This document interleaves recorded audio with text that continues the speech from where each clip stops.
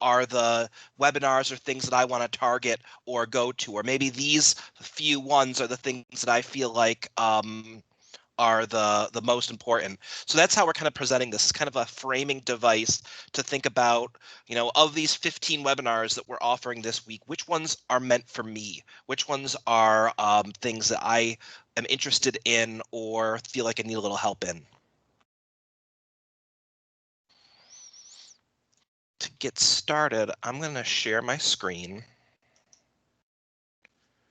and we can just start talking about what is OSCQR a little bit.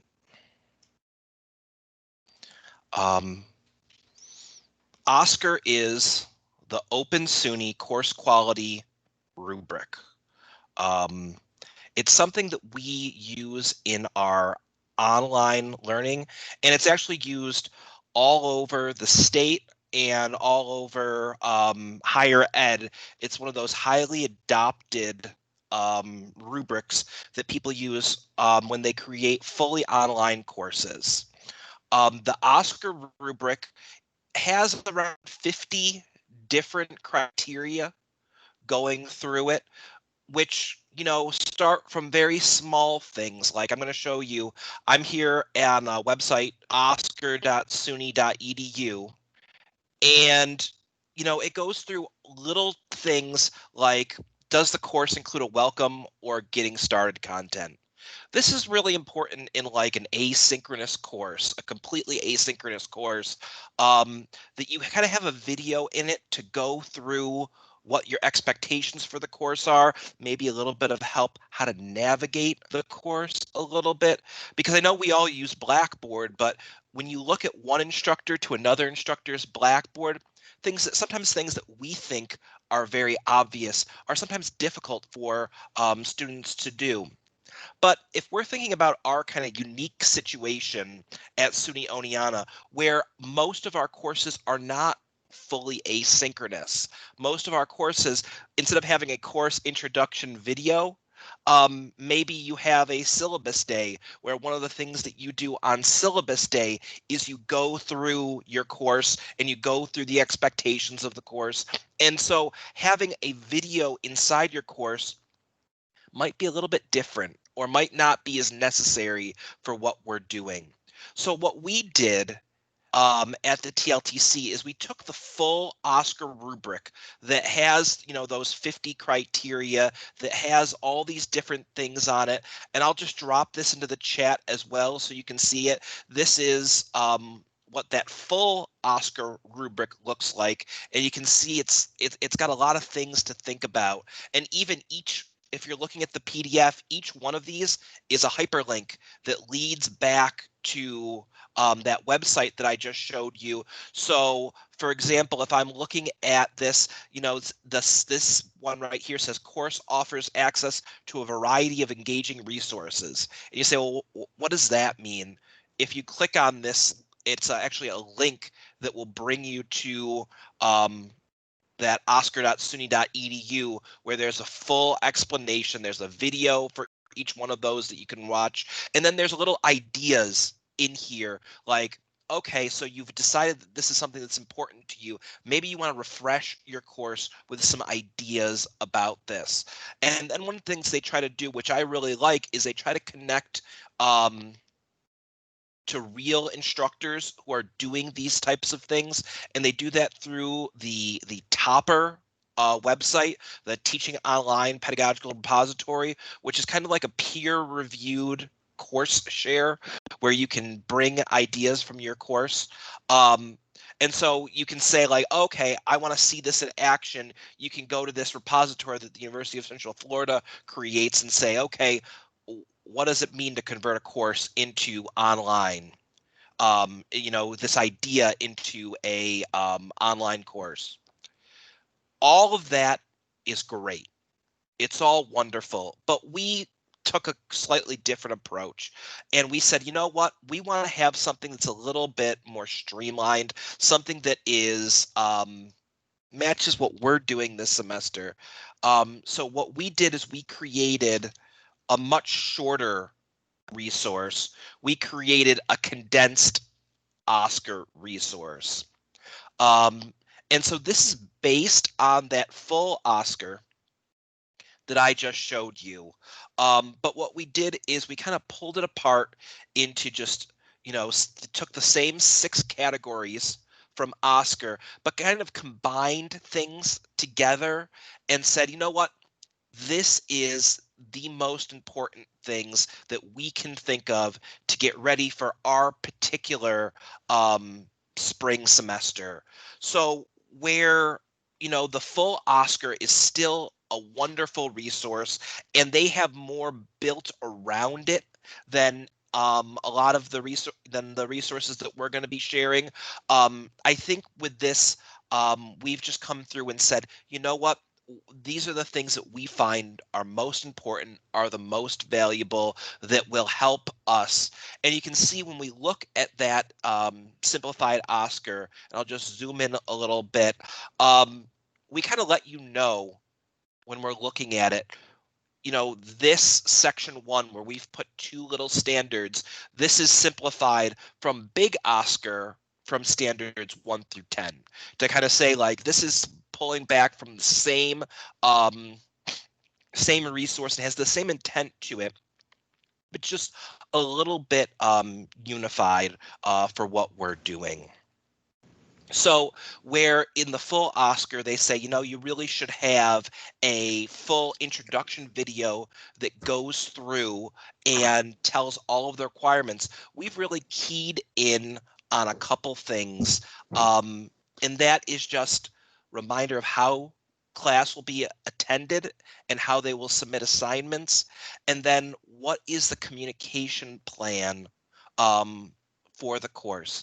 And our intent here, when we talk about our communication plan, when we talk about the best way to contact you, what we're trying to encourage you to do is set realistic expectations for your students and have that conversation early on about when it's okay to contact you, how they should be contacting you, and what kind of response and how quickly they can expect to hear from you. What we heard from last spring semester, from this fall semester, and then we anticipate hearing the same thing again, is a feeling from the faculty that you're always on because of the online format. A feeling of kind of a never-ending barrage of emails coming in at all hours from a lot of different students, and the idea that the students might expect from you very quick turnarounds in terms of communications that might not be realistic. What we're trying to encourage you to do is think about a sustainable communication plan that you can follow through on, that you can have that discussion on your first class or your first days of class and say, hey, I really am not going to answer your emails all weekend long. It's not good for anyone's mental health not to have anybody's break. So I'm not going to be available, but I do get to emails within 1 or 2 days. So that's what I think you should expect from me. If you need a quick answer to a question, it's always appropriate when we have a synchronous session to send me a message that says, hey, will you hang around for 1 minute after class for quick questions, or ask the questions when I ask for them during class? And that can help not only you, but other students. One of the things we've always suggested to faculty is have a place where students can ask questions, where other students can see it as well. It's these things that we have to think about when we're in this fully online environment that can just help us get through and maintain our energy throughout a full semester, because it is a haul, and we recognize that. We go down the list, we have some things in here for course organization. And one of the things that we suggest in Blackboard is that you organize your Blackboard course so that you don't have just one content area that has everything for the entire course that becomes a huge long list. One of the things that we recommend is that you organize it into modules, units, weeks, or it's just some kind of chunks in there. Um, it could be as simple as you give 3 exams and your folders are everything leading to exam 1, everything leading to exam 2, everything leading to exam 3. If you've got a lot of resources per week, or you're giving them a lot of things online, maybe then it's smaller, where you say, you know what, I am going to have a folder for every single week, or I'm going to have a folder for a 2-week period where we go through a unit. And because the online course, or when the students are fully online, they have a very difficult time keeping all of their courses on track and knowing when things are due. We recommend for each section you have a checklist of what needs to be done in there, with the list of the due dates right there. This can help. This makes that left-hand menu, when you do it like this, get larger and larger. So one of the other things that we do is, if there's we suggest is, if there's things in Blackboard that you're not using, go ahead and delete them and get them out of that left-hand menu. And the example we used is, if you're not using Blackboard groups, go ahead and either hide or delete that link that gets auto-generated on the left side of Blackboard and get it out of there. Things that you are using all the time, go ahead and add them to there. You want to customize that left-hand menu so that it is as useful as possible for your students. I'm going to go into one of our Blackboard model courses and show you what it looks like when we do when we organize a course like this. This is just a section of our best practices course that we teach. And what we've done is modified this left-hand side menu so that we have a folder for each of our different modules. And for us, in that best practices class, each module ends up being a week. And so we've built those different chunks into our course. And then when we click on that, each one of these different chunks, we have a checklist for each one of them about what needs to be done. This is a very robust checklist. It's a big checklist because this course is taught completely asynchronously. And this course, there is no full meeting time that the students need to submit. And so again, we're kind of talking about what makes this a navigable course for people that are teaching remotely, for people that are teaching synchronously online, where you're meeting all the times through Blackboard, Collaborate, or Teams. Maybe it doesn't need to be as long as this, but we still think it's a really good idea if they've got one assignment due, if they've got 2 assignments due, to have that right be at the top of what they're looking at, just to make sure that there's no questions about what this is. And for many people do this right in the syllabus. Maybe they've got a big chart in their syllabus that goes through the schedule. You don't need to recreate the wheel here. If you want to just copy and paste that right from your syllabus so the same information appears in both places, we think that that's a really good thing and a good practice to get used to doing. And we know from talking to students that the students really appreciate that. So accessibility is a huge issue, and it has so many variety of ways to come across it. So one of the things that we have done with this Oscar rubric is we've tried to just identify 2 things that you can do for accessibility that will get you onto a really good start. And so we just kind of gave 2 good starters. Videos should have automatically generated captions. That's a good minimum requirement for you to think about. And the way we recommend you reaching this standard is that you serve all of your videos, or if you're creating original videos, through either YouTube or Microsoft Stream. Both YouTube and Microsoft Stream use artificial intelligence that just listens to the video and creates a transcript or captions for it. So if you use YouTube or Microsoft Stream, you're already home with this requirement already. The best practice, because remember we said at minimum, this is what you should be doing. The best practice for videos is that you should be looking at the videos and correcting those automated captions to make sure that they're correct. Especially, the AI often has trouble with things that are jargon, that are proper nouns, names of places or areas. Like, I don't think I've ever seen the Microsoft or Google AI get SUNY Oneonta correct when you say it out loud. But for just a good starter, because remember, we know how hard all of this is, and what we're trying to set you up for is sustainable things that are achievable. A good starter is just making sure that you've done the automated speech to text.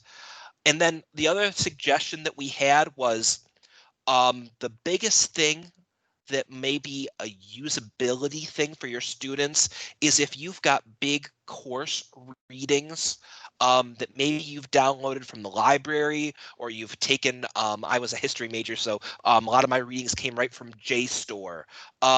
If you've got big course readings that are marked red by Blackboard Ally, what we're suggesting is maybe reach out to the library. Um, some things that we have in our course are from semesters past or a long time ago, and we know accessibility is a new thing that we never kind of worried about in the past, but we have to worry about it now. And so the library resources that we're using have gotten better over time. So it's a reasonable question if you work with a librarian and ask them, hey, I've always used this peer-reviewed journal article in all my courses, and it says it's not accessible. Do you think that journal has a different version that might pass, accessibility tests that we could just swap out one for one? And that's a reasonable thing to ask your librarian. Every single department on campus has a subject matter librarian that's assigned to you, or they might refer you to whoever is running the reference desk at the time. But it's something that you can work through together, and our librarians all have training through accessibility training. So that's just, kind of one thing you could do to help get started.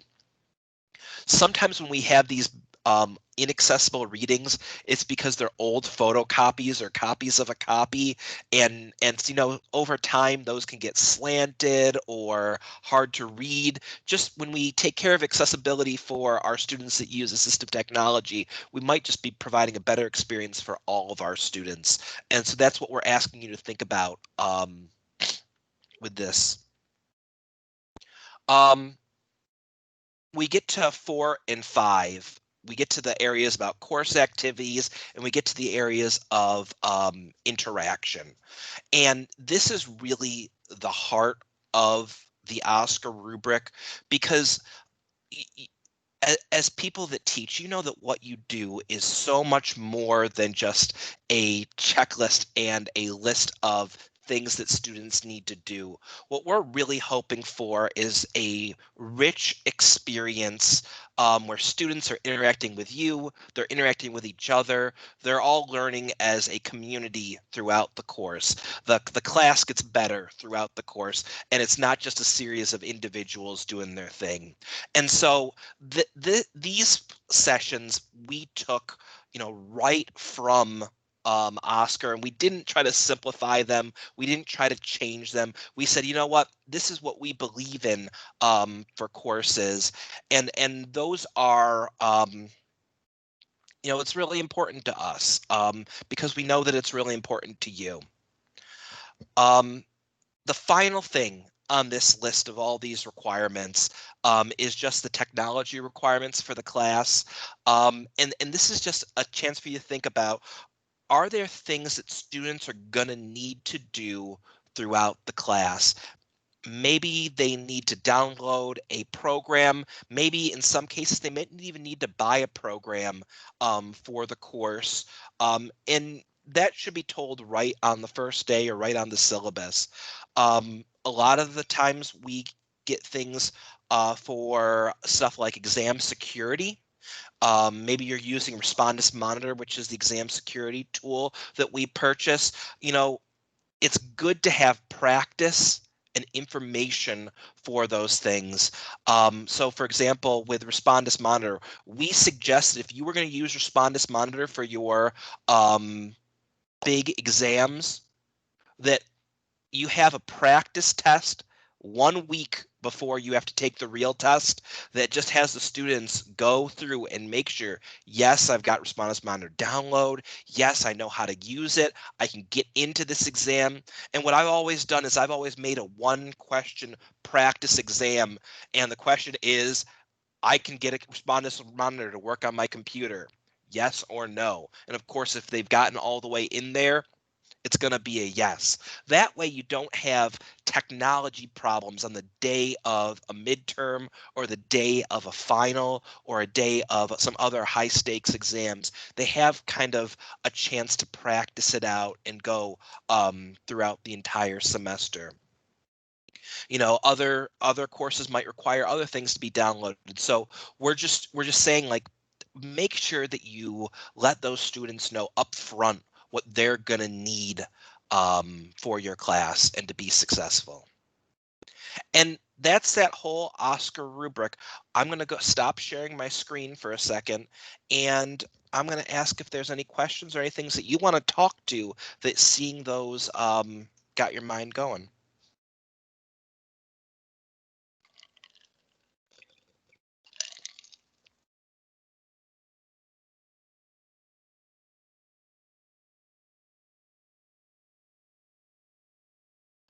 Okay, I think I waited an appropriate amount of time if anybody wanted to speak up. So the next thing that I'm going to do is I'm just going to pull up the full training schedule for the week and show you where you can access that so that you can see what the other sessions are, and maybe we can relate these back to that Oscar rubric to think about what our priorities are or what you think you might need to do. So I'll share again.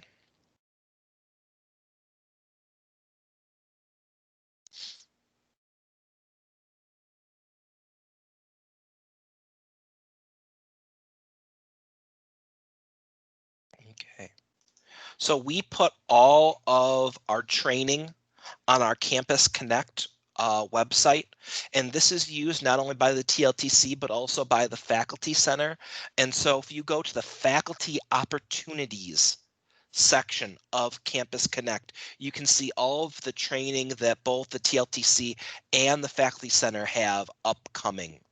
And so what we have done is for this week, we've got 3 sessions. We've got 3 sessions per day. And you're in this one right here using the condensed Oscar. We've got 2 more scheduled for today. We've got one about student engagement during synchronous sessions. And we've got one about getting students to critically and creatively reflect with courses. And Chilton will be running those 2 sessions to get you guys talking and thinking about what are some things that we can do in this kind of remote format to help make sure that we're still doing those things that are very important to us for our class. And those are our 3 Monday sessions. Going across left to right, we've got our 3 Tuesday sessions. If you say, you know what, I don't know how to manipulate Blackboard to set up that organizational structure that I showed off, that we're suggesting, where each module or each week or each chunk of the course has its own area that we've manipulating, that left-hand menu. This might be a good one for you to go through and say, you know what, I want to figure out how to organize Blackboard the way my course is meant to run. And that would be a good one for you. And that's tomorrow at 10. At 1 p.m., we're going to go through and look at teams, getting started with teams for the semester. And we're going to do this as a step-by-step process.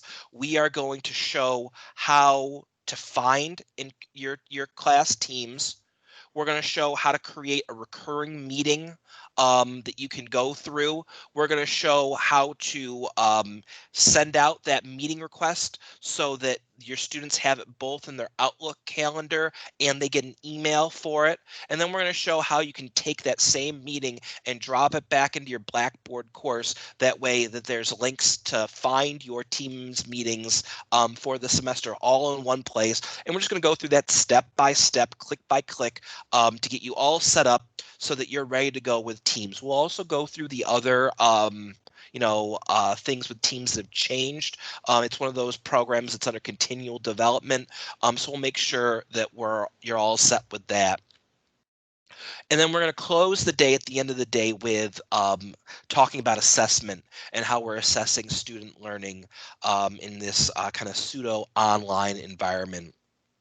Because Teams has become so important to how we're doing, we have another session dedicated to Teams, and it's just going to go through some of the kind of the new features and advanced features in Teams. One of the things that Teams didn't have in the past, for example, was breakout rooms, and it was something that we were constantly being asked about. Well, now Teams has introduced breakout rooms. At any time, you can divide faculty or your students up into smaller groups. Maybe you want them to work in groups of 3 or groups of 4. We've found that that's a really good strategy for the classes where your students don't turn your cameras on, don't talk. Giving them into smaller groups where it's less anxiety provoking to speak, where they can speak to just a couple other people instead of having to wait and speak to the entire class. This can be a good way to get them talking to each other and get kind of a little feeling of normalcy back in your classes. So we're going to really show off those breakout rooms, and we're also going to show some changes to how recordings are done. A lot of times people ask us how to create like a PowerPoint that has embedded questions or things in it. And we'll also go over that on Wednesday. And then we're going to go through both rubrics in general and then the rubrics in Blackboard at our 3 p.m. meeting. Thursday, we've got a session on polling, using polls in synchronous sessions. And then the Thursday afternoon meeting is kind of important for people. In the past, we had these two tools. We had Blackboard Collaborate and Teams, and they worked a little bit differently. And we didn't know which one was going to be better for faculty. In fact, when we started out, I think a lot of people in the spring of last year, we pushed a lot of people onto Blackboard Collaborate just because Teams didn't have a lot of the features that we really wanted. At that time, Teams could only maximum show you 4 people at once, if you remember that. And Teams didn't have breakout rooms. And Teams was something that was a little bit new to the campus, where Blackboard Collaborate, we've been using it for a while. At the fall semester last year, we kind of said, well, we got these two things, and the big difference was really breakout rooms. Teams didn't have breakout rooms yet, and Blackboard Collaborate did. So we kind of said, use which one is better for you. This semester, now that Teams finally has the breakout rooms, now that Teams has all the features that Blackboard Collaborate does, we're really suggesting this semester that people use Teams in their online class. Now, listen to the words I said. I said suggesting. I didn't say required. There's no requirement that people use Teams over Blackboard Collaborate. And Blackboard Collaborate isn't going away. But what we do know when we look at these two systems is that the students said, who had classes on Blackboard Collaborate and classes on Teams, the students said that they had fewer connection problems and audio and video problems on Teams than they did on Blackboard Collaborate. So we're suggesting to people that you move to Teams, and this Thursday session is made especially for people that have spent the last 2 semesters using Blackboard Collaborate and want to know how to do the things that they used to do on Blackboard Collaborate in Teams, especially for the people that are making that transition. And then we have the end of the day, we've got one on authentic student work, trying to get real activities into a class. We think that with the online class, with the remote class, I think sometimes we fall back on some of the most basic assessments. We use a lot of multiple choice. We use a lot of assessments that can feel kind of contrived. And so there's a whole movement around higher ed trying to think about more authentic assessments, asking students to do the kind of thing they might be asked to do in the future that uses your course content, or something that has real value. And so we're going to talk about that in that session. And then finally, on Friday, on the 15th at 10 a.m., we're going to do online office hours. We have a couple programs that we can go through for setting up office hours. Some people want to do it right on Teams. Some people want to have a tool where students can drop a meeting onto your calendar or sign up for an appointment and have that automatically create a private Teams link that they can go through. And we'll go through some of that and some just kind of what we think are best practices about communicating that, and how to do that in a variety of ways. We know that one of the problems with us all being on Blackboard at once, we see a lot of more faculty running into quota problems. So we've got a special session on Friday afternoon for those that are asking students to turn in large files. And when we say large files, we don't mean a 25-page Microsoft Word document. Yeah, that's a long paper, but it's not actually a large file. What we mean by large files are things like I'm having my students submit videos. I'm having my students submit, maybe it's an art instructor and they're having them submit the full Adobe file that they made in Photoshop, as well as high resolution images. And we've got some kind of workarounds to how to have students submit those large files without taking up all of our Blackboard quota. So that one is especially for faculty with those large files. And then we've got another and this one is specifically for video submissions, to go through and say, hey, if we have students are creating videos or videos of each other, what are the tools that we can use to make that an interactive experience? Maybe they just have a final video you want them to submit, or maybe you want them to create a video and then have a discussion about it. And we're going to go through a variety of ways of how to do that.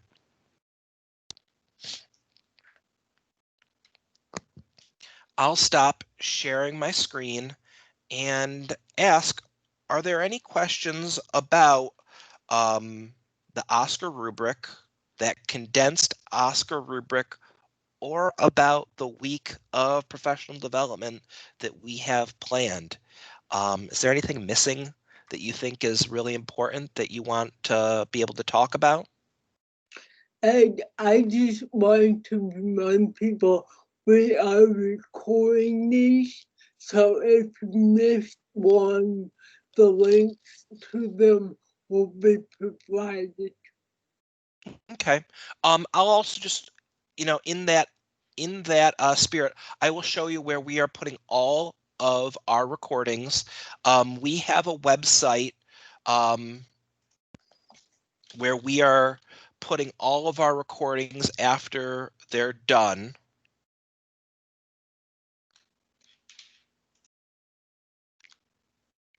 I'm going to put it in a link to the website first, and then I will go through and share my screen and show you the website.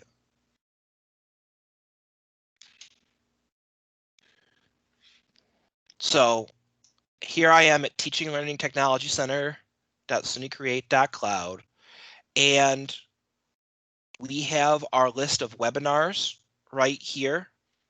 This just pulls from our YouTube channel. Whenever we add one, the newest one will appear all the way on the left. So this is our last kind of TLTC webinar series that you can see, and all of our past ones are available. If there's something that we want to see but we don't have something scheduled for this week, like say you wanted to see setting up tests and quizzes in Blackboard, and that's not a session that we're offering this week. So the past ones are all there, or I sometimes like to look at it a different view right here where it says see all webinars. If you follow that link, that'll bring you right to YouTube. And you can see just kind of in a list format, here are the webinars that we've been running since we did this shift to remote learning. So new ones will be being added to this list. As we do them, we'll be recording each individual one. And if there's something that we're not doing that maybe you wanted to see from the past, those are all available to you as well. Who's got their hand raised? Kimberly, go ahead. Sorry, turn on my volume. So the first thing I had, well, I guess just about what you said, I just have one question. I can't access the chat for some reason. I don't know if I'm the only one, but I have the participant list and I don't have the chat. So is there another place I can find the abbreviated Oscar? Because I can only have the main one. So I was just trying to navigate the main one, which is a lot bigger. Yeah, it's a lot bigger. Why don't I stick around with you right after everybody else leaves? Let's figure out why you can get into the chat. I've never heard that before. And worst case scenario, I'll send all the links and the whole chat in an email to you. Okay. But let's see if we can fix that issue too. That'd be great. Thank you. Anybody else?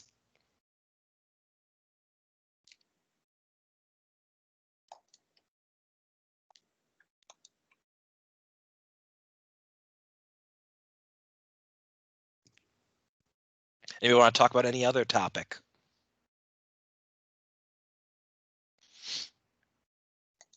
Okay, hearing none, I think the best thing to do then would be to give you 20 minutes back in your day. And maybe we'll see you at one of our other trainings throughout the week. Like I said, all of our trainings are on Campus Connect, and thanks for being with us this week. Chilton, you want to say something?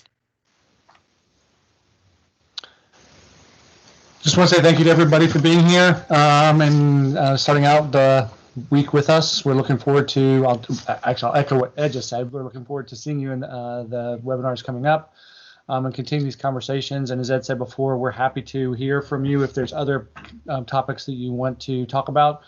We can plan more webinars for the coming weeks, and we're already starting to talk about our schedule for the first of the semester so we can continue having conversations. The one thing I don't think I put out there was we are going to be starting teaching breakfast again this week. So on Thursday morning, we are having teaching breakfast from 8:30 to 10, just like we had been all last semester, and would love to have people come just to kind of talk through what they're doing and what they're thinking about, and we'll just continue that as a conversation. And so just want to throw that out there as well. And Judith, I see you had your hand raised real quick too.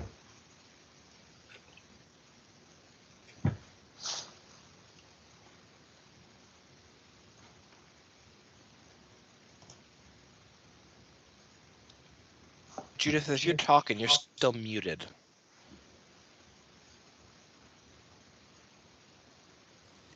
Even better.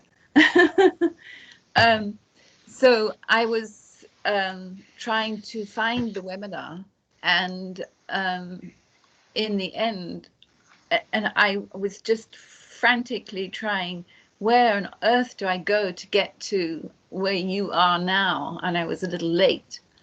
So I think what I ended up doing was Googling TLTC webinar, but is there a simple way for me to get to you when I come back this afternoon? We're going to use for this whole week the same link. So the same meeting room will be used over and over again for all of our, 3 shows a day. And so you could come back through that same link. It will now be in your Teams chat history, and you could go through that. And then we really try to have the one place where we organize all of our webinars is on that Campus Connect. And the link is there on that Campus Connect. In the description, and it has a link to web, and so that's a place that you can go, and that not only works this week, but it works for all of our webinars in the future, since we use that as kind of our organizing tool. All right, and then you just mentioned Teams chat history. Mm-hmm. I do not know how to find Teams chat history. Okay, well, I'm going to share my screen. And my Teams might look a little bit different than yours. I'm in the dark mode of Teams, but what you can see here is I have downloaded the full Teams app on my computer, and so that's what I'm running in here. And then on the left-hand side of Teams, all the way on the left, I can go through and look at a couple of the different features of Teams. For example, here are all the groups that I'm a part of in Teams. Mm-hmm. And then right here, here is the chat of Teams.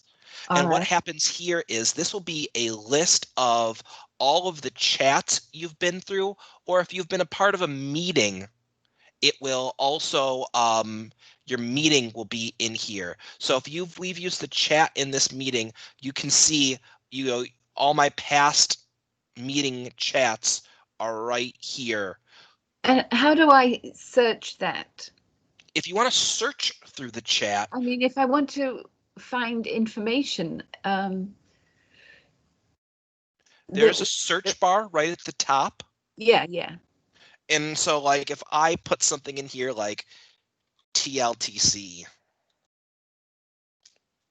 and press return, then this turns into a search bar, and it goes through, and it's every time TLTC has been mentioned in a chat. If you were looking for information, you could also search for an individual. So I could search for Chilton Reynolds, and you can see Chilton's will pop up, and then it will find me different.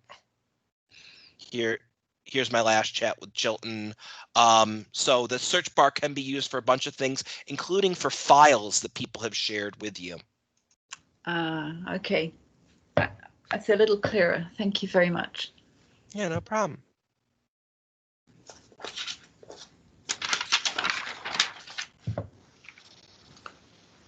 Anyone else got anything they want to talk about before we sign off? I will say before Betty jumps in, we've been getting in the habit of trying to do something in the chat right at the beginning of a session. So if you have, now that you have this chat, you'll get a pop-up that'll say, hey, there's something new inside of our chat. So it should pop right at the top every time we're starting a new session. And it's kind of a reminder for you that, oh, there's another session going on now. So you might see, you'll see those now throughout the week now that you are a part of this chat. So that's another way. Hopefully it'll be easier for you to find. And Betty, I know you had your hand raised, so Betty, if you want to go ahead. Okay, thank you. Happy New Year, everyone. I also cannot see the chat function. You know what, Chilton? I think you invited the TLTC training channel when you created this, of which some of our people in the meeting are not members of, and I wonder if that's affecting why they can't see the chat. Just quick, who can see is there anyone that can see the chat and is having no problem? Maybe those people could raise their hands or something if they can see it. Like Mike, can you see the chat? I cannot. Okay, Isabella, that's probably what happened is No, I don't. okay, so no one can see the chat other than the TLTC members who are part of the TLTC group.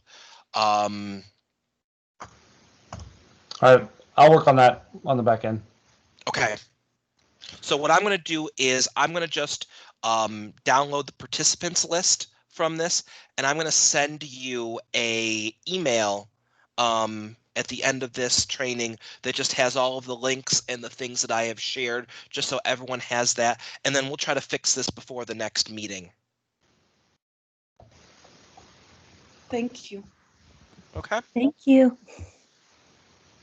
Have a good day, everybody. Bye. Thank you. Bye-bye.